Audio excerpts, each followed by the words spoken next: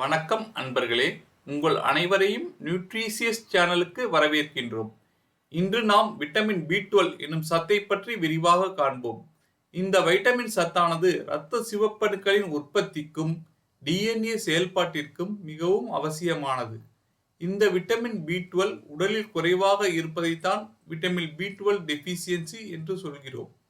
பொதுவாக இந்த vitamin B12 குறைபாடு செரிமான சம்பந்தமான குறைகளினால் அவதிப்படுபவர்களுக்கும், உடல் எடை குறைப்புக்காக இரைப்பை அறுவை சிகிச்சை செய்தவர்களுக்கும், சர்க்கரை நோயாளிகளுக்கும், நெஞ்சு எரிச்சல் போன்ற நோய்களுக்கு மருந்து மாத்திரை சாப்பிடுவர்களுக்கும் அதிகமாக காணப்படுகிறது. இந்த விட்டமின் B12 நம் உடலால் உற்பத்தி செய்ய முடியாது. நாம் சாப்பிடும் உணவுகள் மூலமாக மட்டுமே உடலுக்கு கிடைக்கும். வயிறு சம்பந்தமான பிரச்சனை உள்ளவர்களுக்கு எளிதாக இந்த விட்டமின் B12 குறைபாடு ஏற்படும்.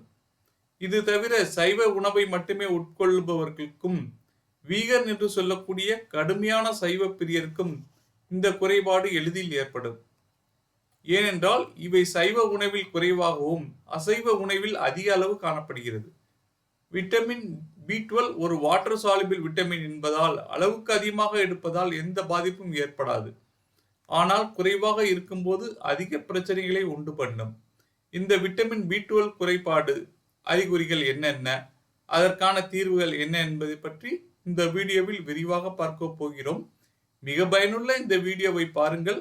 அதற்கு முன் நீங்கள் நம் சேனலை சப்ஸ்கிரைப் செய்யலைன்னா சப்ஸ்கிரைப் செய்து கொண்டு பாருங்கள். இந்த விட்டமின் B12 குறைபாடு இரத்த சோகை நோய்க்கு என்னென்ன அறிகுறி இருக்குமோ அவை எல்லாம் காணப்படும். உதாரணமாக முகம், சருமம் வெளிரி காணப்படுவது, கண்கள், கை கால்களில் உள்ள நகங்கள் வெளிரி காணப்படுவது, பசியின்மை போன்ற அறிகுறிகள் இருக்கும். ஏனென்றால் இந்த விட்டமின் B12 இரத்த செல்களின் உற்பத்திக்கு இன்றியமையாத காணப்படுகிறது. இதனால் விட்டமின் B12 குறைபாடு ஏற்படுவதனால் இரத்த செல்கள் உற்பத்தி பாதிக்கப்படுவதால் இந்த இரத்த சோகை ஏற்படுகிறது. அடுத்ததாக அதிக சோர்வு, டயர்ட்னஸ், உடலுக்கு தேவையான ஆக்சிஜன்கள் இரத்த செல்கள் மூலமாக கடத்தப்படுவதால் விட்டமின் B12 குறைபாடு காரணமாக சிவப்பணுக்கள் எண்ணிக்கை குறையும் போது செல்களுக்கு ஆற்றல் பரிமாற்றம் குறைந்துவிடும். இதன் காரணமாக அதிக சோர்வு, எந்த வேலையும் செய்ய மனமின்மை, எப்போதும் தூங்க வேண்டும் என்ற உணர்வு, இது போன்ற அறிகுறிகள் காணப்படும். அடுத்ததாக இது நரம்பு மண்டலத்தை பாதிக்கக்கூடியது. விட்டமின் B12 நரம்புகளில் மைலின் எனப்படும் பொருளை உற்பத்தி செய்து நரம்புகள் சீராக இயங்குவதை உறுதி செய்கிறது. இந்த நரம்புகள் ஏற்படும் கட்டளைகளை மூளைக்கு கடத்தவும் மிகவும் உதவியாக இருப்பது இந்த விட்டமின் B12. உடலில் இந்த சத்துக்கள் குறையும் போது நரம்புகள் சீராக செயல்படாது. இதன் காரணமாக கை கால்கள் மரத்து போவது, கை கால்களில் அரிப்பு, கை கால்களில் உள்ள விரல்கள் இழுத்து கொள்வது, உள்ளங்கை உள்ளங்கால்களில் ஊசி குத்துவது போன்ற உணர்வு அல்லது எறும்பு ஊறுவது போன்ற ஒரு ஊறல் உணர்வு காணப்படும். இதை டிங்லிங் சென்சேஷன் என்று சொல்கிறோம். குறைபாடு கண் பார்வை குறைபாடு ஏற்படுவதற்கு காரணமாக அமைகிறது. கண்களில் உள்ள மெலிதான நரம்புகள் எளிதில் பாதித்துவிடும். இதன் காரணமாக கண் பார்வை போன்ற பிரச்சனைகள் உண்டாகும். அடுத்ததாக நாம் மூச்சு விடுவதில் சிரமம் ஏற்படும். நுரையீரல் ஆரோக்கியத்திற்கு உடலில் ஆக்சிஜன் பரிமாற்றம் சீராக நடைபெறவும் மிகவும் அவசியமானது இந்த B12 சத்து. இந்த B12 உடலில் குறைவாக இருக்கும்போது உடலுக்கு போதிய ஆக்சிஜன் கிடைக்காது. இதன் காரணமாக மூச்சு விடுவதில் சிரமம், கொஞ்சம் வேலை செய்தாலே அதிக மூச்சு வாங்குவது, இதய படபடப்பு, ஹார்ட் பால்பிட்டேஷன், நாக்கில் ஒருவித அரிப்பு, எரிச்சல், சிவந்தது போன்ற காணப்படுவது, இவையெல்லாம் B12 குறைபாடால் ஏற்படுவதாகும்.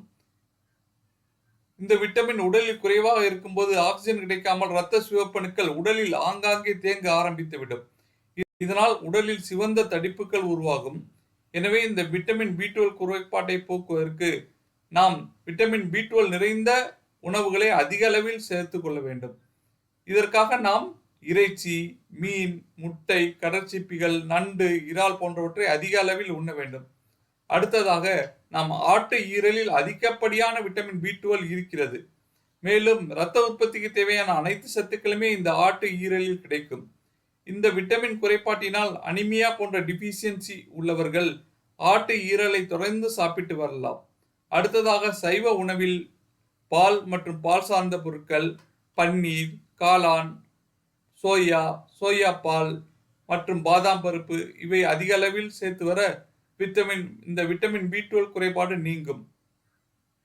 எனவே நாம் இந்த உணவுகளை நாம் அன்றாட உணவில் சேர்த்தாலே இந்த விட்டமின் B12 குறைபாடை நாம் எளிதாக நீக்க முடியும்.